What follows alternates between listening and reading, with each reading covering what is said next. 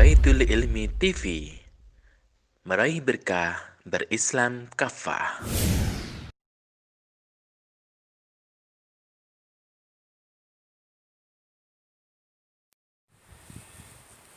Bismillahirrahmanirrahim. Assalamualaikum warahmatullahi wabarakatuh. Alhamdulillah rabbil alamin. Wa bi nasta'in amrina waddin. Wassalatu wassalamu ala asrofil anbiya wal mursalin. Sayyidina wa maulana Muhammadin wa ala alihi wa sahbihi ajma'in. Rabbi shrah li sadri wa yassir li amri wahlul 'uqdatam min lisani yafqahu qawli. Rabbi zidni ilman warzuqni fahman. Allahumma salli wa sallim ala Sayyidina Muhammad wa ala alihi wa sahbihi ajma'in, amma ba'd. Pemirsa Baitul Ilmi yang dirahmati Allah, manusia hidup di muka bumi ini diciptakan bersuku-suku, berbangsa-bangsa, berjenis kelamin yang bermacam-macam, baik pria dan wanita, dalam rangka untuk saling kenal mengenal. Manusia juga diciptakan di muka bumi ini adalah dalam rangka untuk beribadah kepada Allah. Sebagaimana dalam surat Az-Zariyat ayat 56 dinyatakan, A'udzu billahi minasyaitonir rajim. Wa ma khalaqtul jinna wal insa illa liya'budun. Dan tidaklah diciptakan jin dan manusia melainkan hanya untuk beribadah kepada Allah Subhanahu wa taala. Oleh karena itu, pemirsa yang dirahmati Allah, adanya penciptaan manusia dan adanya tuntutan untuk beribadah kepada Allah merupakan satu hubungan yang tidak bisa dilepaskan, karena manusia memiliki keterikatan atau idrak selabillah dengan Allah Subhanahu wa taala, di mana manusia selaku hamba Allah ini harus mengikuti aturan atau syariat yang telah diturunkan kepada umat manusia. Pemirsa yang dirahmati Allah, tahukah kita bahwa ternyata dalam berinteraksi sosial antara pria dan wanita dalam rangka untuk saling kenal mengenal dan saling tolong menolong tadi, Allah memberikan seperangkat aturan atau syariat di tengah kehidupan mereka. Ketika pria dan wanita berinteraksi, paling tidak ada tujuan mereka berinteraksi atau dua hal yang mewujudkannya. Yang pertama adalah munculnya gharisatun naw atau pelampiasan naluri untuk melestarikan jenis dalam wujud biologis atau seksual. Dan yang kedua adalah dalam rangka untuk saling tolong menolong atau membantu satu sama lainnya.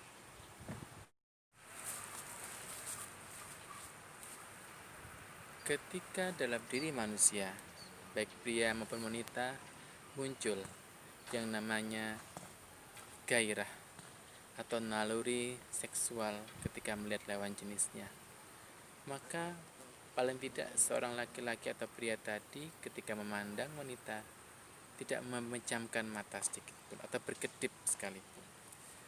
Saking senangnya, saking enjoynya melihat seorang wanita yang menarik perhatiannya, sehingga sampai ketika dia pulang ke rumah misalkan, terbawa dalam mimpinya sehingga dia terfikirkan hingga esok harinya. Itu yang paling sederhana. Nah, yang paling jauh lagi ketika dia melihat wanita cantik dan naluri seksualnya itu tidak bisa terbendungkan, maka banyak sekali tindak-tindak kriminalitas seperti pelecehan seksual, perzinahan, bahkan pemerkosaan yang ada di tengah-tengah masyarakat. Na'udzubillah, summa na'udzubillah. Sehingga para pemirsa yang dirahmati Allah, harus ada aturan ketika naluri itu memuncak, ketika naluri itu muncul. Apa yang harus kita lakukan? Al-Quran telah menjelaskan perintah untuk kita memalingkan pandangan dan menjaga kemaluan ketika melihat lawan jenis kita. Termasuk di antara kita menutup aurat dengan sempurna, menjaga kehormatan kita, itu adalah perintah dari Allah Subhanahu wa taala. Insya Allah dengan dijalankannya hal-hal tadi, maka tindak pelecehan seksual, perzinahan, bahkan pemerkosaan itu tidak akan terjadi. Yang kedua, ketika interaksi itu muncul, ada rasa tolong-menolong dan rasa kasih sayang di antara satu sama lain sebagai wujud kemanusiaan. Dalam hal ini, ketika manusia baik pria atau wanita saling menolong, baik itu di masyarakat setempat, di tempat kerja, atau bahkan di lingkungan pendidikan, maka luruskan niat bahwa kita hanya menolong, bukan ada niat yang lain. Misalkan saja ketika ada kerja baktinya usai, maka pulanglah ke rumahnya masing-masing. Ketika ada jual beli yang ditunaikan di antara pria dan wanita, jual belinya selesai, maka kembalilah dari tempat-tempat perekonomian. Bahkan ketika belajar mengajar, ketika belajarnya usai, pendidikannya telah selesai, maka segeralah pulang untuk belajar secara mandiri. Itu, luruskan niat ketika tolong menolong. Tidak ada tendensi, tidak ada penyebab yang lain kecuali untuk saling membantu satu sama lain. Pemirsa yang dirahmati Allah, itulah sekelumit dampak interaksi sosial yang terkadang kita lupa bagaimana cara mengaturnya dan bagaimana cara menghadapi hal-hal yang kemudian muncul di hadapan kita, baik itu lawan jenis kita atau naluri yang muncul karena faktor yang ada dari luar tadi. Sehingga pentingnya kita untuk menjaga keimanan kita, menjaga indera kita, menjaga sikap dan perilaku kita sesuai dengan syariat Allah, sesuai dengan aturan Allah, itu menjadi suatu hal yang diutamakan.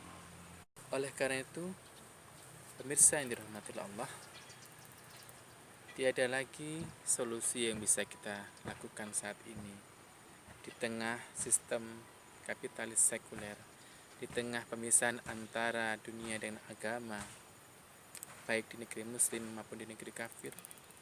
Maka kita siapkan, kita bentengi diri kita dengan iman dan takwa.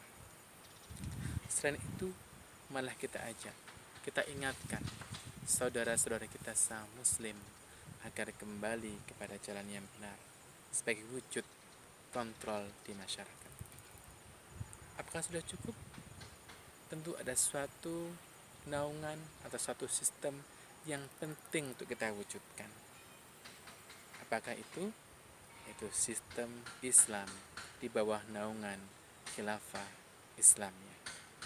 Insyaallah